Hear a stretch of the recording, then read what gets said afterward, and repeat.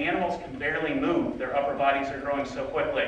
Their lungs can't keep up, their hearts can't keep up, their limbs can't keep up, and many of them cripple. The death rate in chicken farms is 1% per week. I mean, imagine any condition so cruel that 1% of the population dies every week. The level of abuse is absolutely, it's beyond any of our worst imaginings.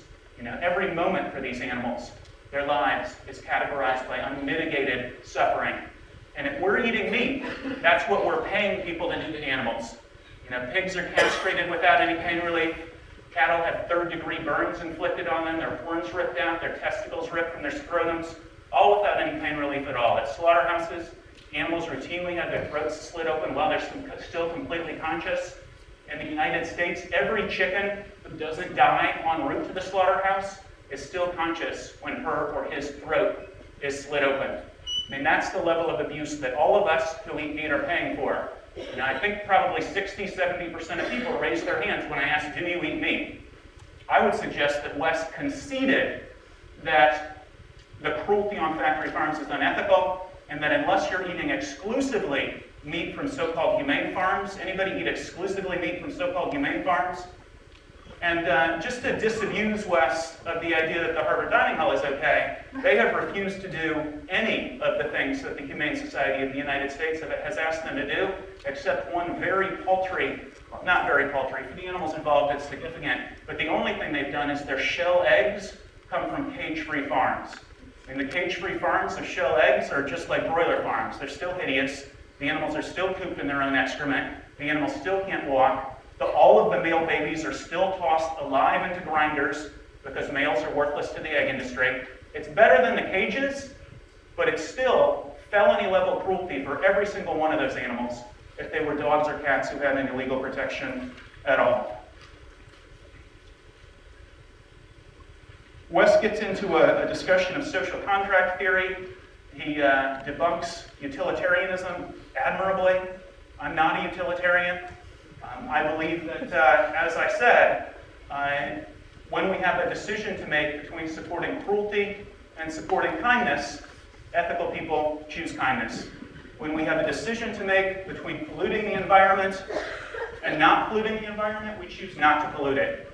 If we can do something that requires 1/20th of the resources of something else, ethical people do that. If we can choose not to cause the price of food to skyrocket so that people in the developing world starve to death, we should choose not to do that. You know, that's what ethical people do. That's what integrity means. And the person who pays somebody to commit murder is at least as guilty as the person who commits murder. The fact that you don't see the cruelty to animals that you're paying for does not exonerate you. The fact that you are not personally dumping 19 plates of pasta in the trash does not exonerate you. The fact that you are not personally stealing the food out of the mouths of people who are starving to death does not exonerate you. The fact that you are paying for it makes you ethically culpable. So if we oppose global poverty and want to help, if we oppose environmental degradation and waste, if we oppose cruelty to animals, then we have to agree that eating in the Harvard Dining Hall, where they've done nothing for farmed animals except laying hens, or eating at pretty much every restaurant around here, if you're eating meat in the real world, rather than the hypothetical world, which I hope people will ask questions about, but for the people here who raised their hand when I said, do you eat meat? That is unethical. Thank you.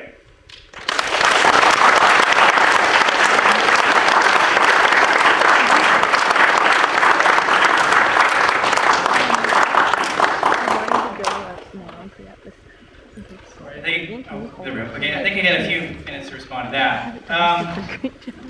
So, I think there's a couple things we can take away from here. I think it's interesting, Bruce, that you say that you're not a utilitarian, you don't endorse utilitarianism, because I think the problem with the environmental argument is that it's fundamentally based on a utilitarian calculus. It's about cost-benefit analyses. It's what is the kind of harm we can do to the environment using this method, and what's the kind of harm we can do to the environment using this method, factory farming versus growing our own crops, seeing which one is more detrimental to the environment, and choosing the one which is less, in their particular opinion, based on the preference that he has to help save the environment. That's a utilitarian model. It's about comparing the pleasure and pain, the harm and the benefit associated with certain activities. And if we don't accept a utilitarian model, because it is so completely inconsistent with almost all of our moral intuitions, then we can't use it as a basis for advocating for an environmental argument here. We also need to talk about the idea that when we talk about, the other thing that I think, what's interesting that Bruce sort of did discuss in his little response there was the idea of health that he talked about, that wonderful picture that we had up there with the guy measuring his waist. With regards to individual health, I simply don't believe the arguments regarding individual health benefits are all that important for the discussion at hand. I wanted to deal with this a little bit, but I didn't quite have enough time. So simply put, we do things that are bad for our health all the time.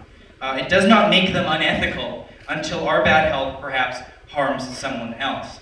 That's an argument you can make, but I don't think Bruce has really done that. And even if you did make that argument, one could better one's health through other methods than simply cutting meat. This is at best an argument why being a meat eater is bad, but not why it's unethical. I'd also like to deal with the idea of animal welfare here. And I think what's interesting is he didn't fundamentally challenge the social contract position that I put forward. Even though it is an idealized situation, we are asking a normative question. Is it ethical to eat meat? Not is it ethical to eat meat now, not is it ethical to eat meat in the third world, not is it ethical to eat meat on a college campus, but in an idealized situation, is it ever morally permissible to eat meat? And I think I put a lot of conditions on Mr. Friedrich that he's sort of trying to get away from in this particular instance. But he hasn't really engaged fully with the idea of social contract theory and what kind of rights and obligations that we owe to other beings as humans, and also to animals as sort of sentient beings of, perhaps in an anthropomorphic way, anthropocentric way, lesser order. So I think fundamentally, if you have to show that we owe some sort of obligation to these animals not to kill them, not simply to not force cruelty or force them to endure suffering, because that is sort of incongruous with our moral intuition. But what does seem to be acceptable is to kill them in a humane manner. We have pets that we put down. We don't find it inhumane to kill pets in that particular instance. We find it, in fact, in sort of congruence with our moral intuitions that we should try and stop their suffering in that particular instance. So I don't find that this is I don't think his remarks on sort of my animal welfare analysis were particularly convincing. The last point that I think we should deal with is this item of poverty and the impact that, oh, what, 7 minutes? Wow, look at that. So I've got the issues of poverty and the kind of impact that meat production is going to have on the third world and those who simply don't have enough food because we're taking up all the land, all the energy for our particular purposes. First of all, I think it's interesting that he talks about the caloric intake that goes into, or the caloric calculation that goes into meat production versus regular farming. The fact that we can get much more energy out of per amount we put in by farming soy or by farming wheat than we do by farming meat. I think first of all, if we want to completely reduce our energy consumption, we would do a lot more radical things. We wouldn't have electricity, we wouldn't wear clothes because of the energy cost aside from producing those, right? So I don't think it's necessarily all that intuitive that we would all of a sudden decide we want to reduce our energy impact completely. I also didn't concede that we shouldn't be reducing our consumption of meat. I think we probably should because of these deleterious impacts.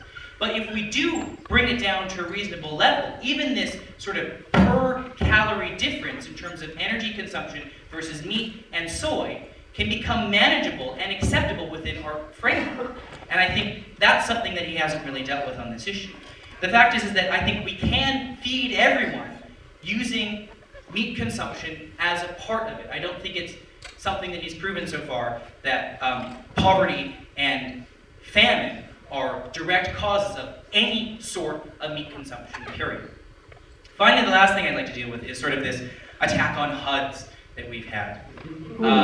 I said first that I'm not the strongest proponent of HUDs. This is just sort of my basic understanding and research into this issue. I think it proves, moreover, that we can't really talk about the facts and figures because we can't evaluate the validity of their claims. How many people here have actually been to a slaughterhouse or a factory farm and seen the suffering that has occurred there? Okay, I'm going to say a very small minority. How many have seen the kind of practices that HUD's uses in getting its produce